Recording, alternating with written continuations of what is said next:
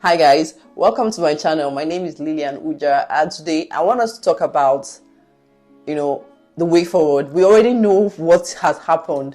The government has come up with their numbers. They've come up to make it very clear that they are reducing drastically.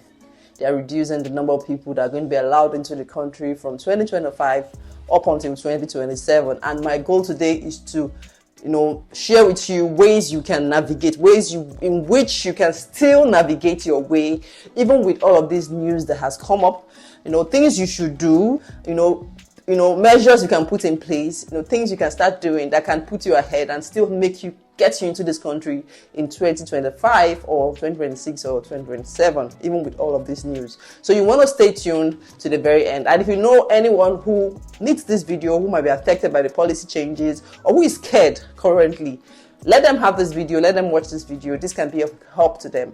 All right, guys, so I'm going to be reading from the government's website itself because I want to give you the accurate numbers.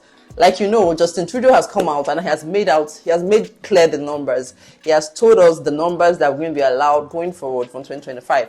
And when we talk about this, he made mention of temporary immigration. And for temporary immigration, he was considering the temporary foreign workers and students. These are the people who fall under this category. And Justin Trudeau made clear the numbers that will be allowed into the country going forward. I'm going to be reading from the website, so you want to watch this.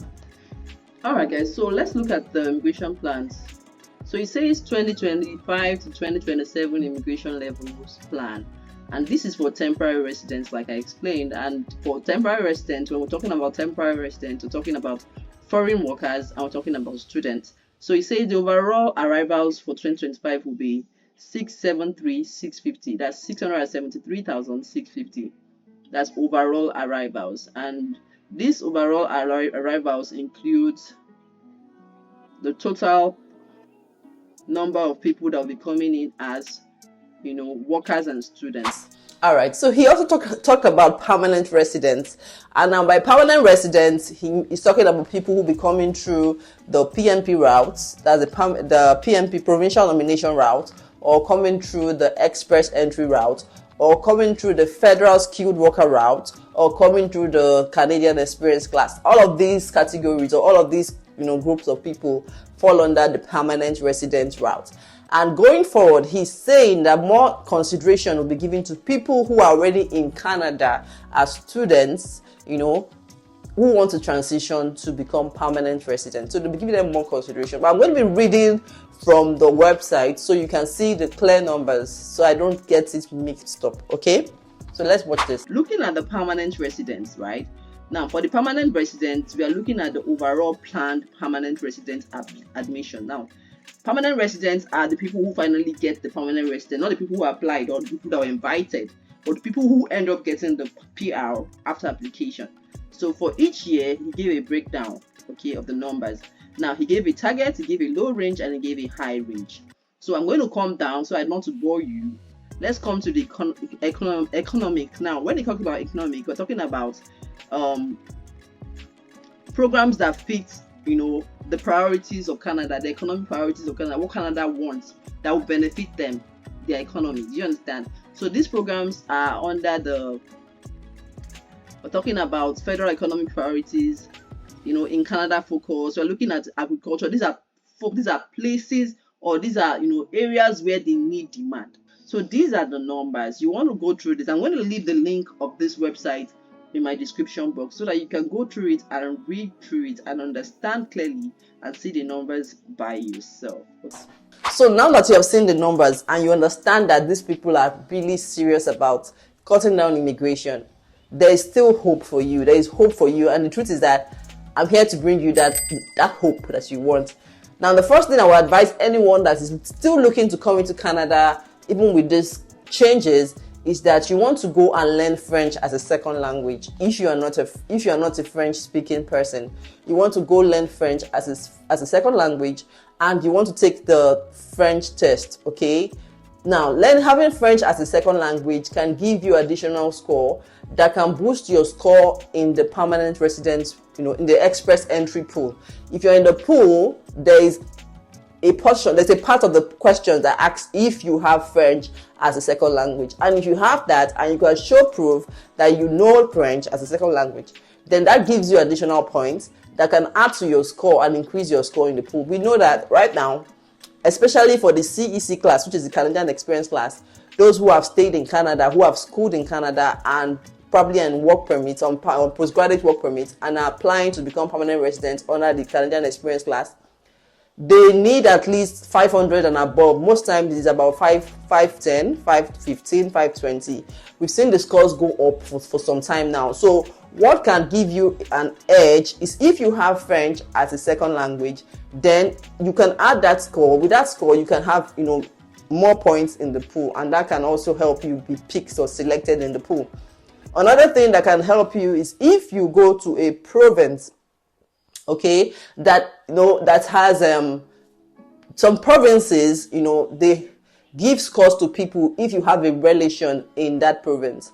I know Manitoba does it, I know Ontario does it, and I also know that Alberta does it. I don't know about other provinces. If you have a sibling or relation or a parent in any of these provinces I just mentioned, and you identify as having a sibling or a relation or a parent in your express entry selection, then you can also get points that can be added to your score. In fact, my sister, who is in Newfoundland, when she finished schooling and she finished her I think 1 year of working in Newfoundland doing her postgraduate work permit, she applied for permanent resident under the CEC route, which is the Canadian Experience class, and she identified herself as having a sibling in Alberta who has permanent residence, and that gave her some score in the pool, and that pushed her up. She was in 496, but with the score, with identifying me as permanent resident, she got up to 510, and automatically in the next selection she was invited to apply for permanent resident. So these are the things that people do. Another thing I would advise, if you are coming to Canada for study, if your intention is to come to Canada to school, be sure of the course you are coming to study, and be sure of the province you are coming to study that course in. There are some provinces that we come to, like you don't want to come and study business management. That course is good, but it's not in high demand in most parts of Canada. So you might not be given priority when you're done with your school and you want to get permanent residence. If you want to come to Canada, you want to look at the province you're coming to and the occupations in demand in that province. So you are going to tailor your course of study to fit into those occupations of demand, so that when you finally are done with school and you want to apply for PR, it's not a problem. It doesn't pose an issue.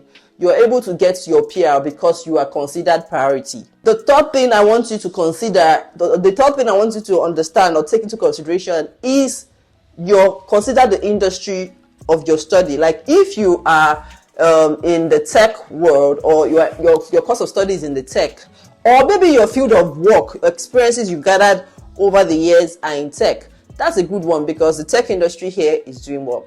So you want to consider your skills, what you have as skills, and your years of experience, where you have been, your industry. Is it something that is considered priority in the province you are coming to in Canada?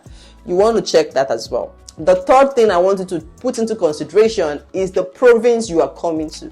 Not all provinces are easy to get permanent residence, especially if you're coming in as a student.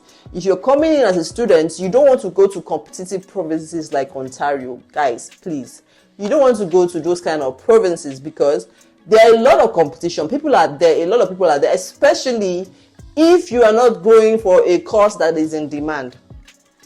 You're going to find out that after your study, after spending so much money, putting out money to, come to school here, after everything, you are back to square one. And, after you're done with school, depending on the years of study, if you have 1 year of study, you'll be given 1 year postgraduate work permit.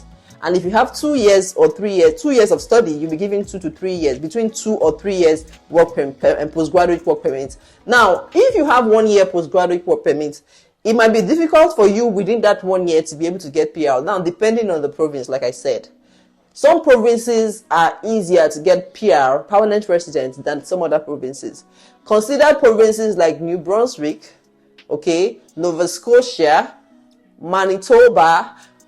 Those provinces have easier ways to become permanent residents, to transition, than other provinces. So you want to put all of these things in consideration, especially if you're coming in as a student. The fourth required consideration I want you to put in your mind or keep in mind is that you want to go into the express entry pool as soon as you have met all the eligibility requirements.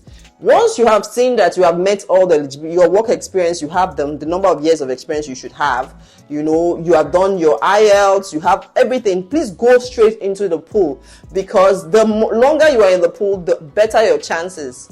Or, just go into the pool, because you never know what can come up. Sometimes they do category-based draws. And when they do this category-based draws, they fine-tune that draw to a particular category. And most times when they do category-based draws, the scores are always lower than the normal, than the usual. So you might be lucky to be called or to be selected in the pool because you are there. You don't want to wait, and then come in, especially when you know that your express entry profile should be at least more than 5 months for you to even be considered. So you need to go into the pool as early as possible, as long as you have met the eligibility criteria. The fifth thing you want to do is that you want to strictly monitor changes in any of the provincial nominee program. Now, every province have programs that they use in selecting people in the pool, to get them into their province. And most times, the provincial nominee program is different from the federal express entry program, because the provincial nominee program gives you 600 points that aids you, that gives you a lift over other people in the pool. So you want to monitor the programs that are in the provinces that you're coming to. So if you know the programs, you want to be checking to see their changes. And if the change favors you, you want to tilt towards that direction.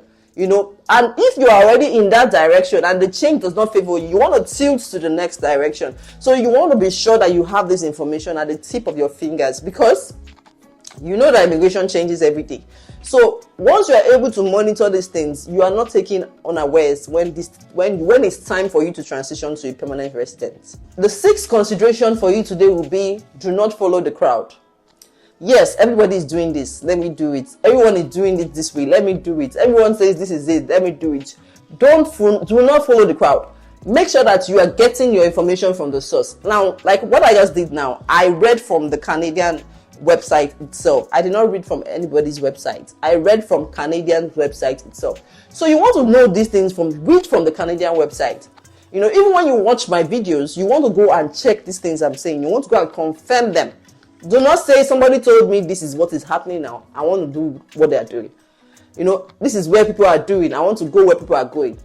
Do not follow the crowd. You can be misled. The last and final advice I would have for you today is that if you are already in Canada and you are done with your studies and you're on postgraduate work permit, or you are about to get a postgraduate work permit, do not wait until the postgraduate work permit is about to expire before you take action on your permanent residence. As soon as you are, in fact, while you are in school, you are already, looking at the ways, the different pathways you can use that can favor you, that you can quickly use to transition to permanent residence. You don't want to start doing it as a postgraduate work permit person, right?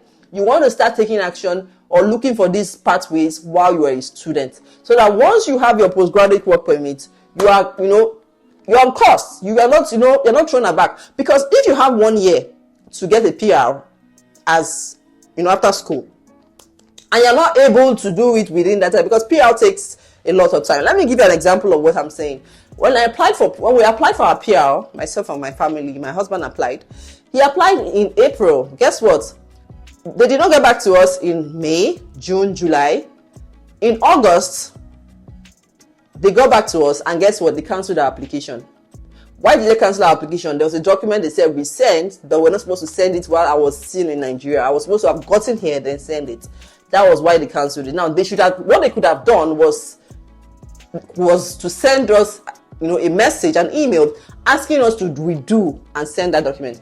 Some visa officers will do that, but this particular visa officer that handled our application cancelled our application, so we had to start again from the beginning. Now it took us another 1 month plus to gather those documents again, apply for provincial nomination again, and then apply go back into the pool and was selected. So you see, it took us 1 year actually to get the PR. I'm just trying to give you an example. So by the time the PR came, it came in December, at the end of December. So it took us about a year. So imagine someone who has just 1 year of postgraduate work permits.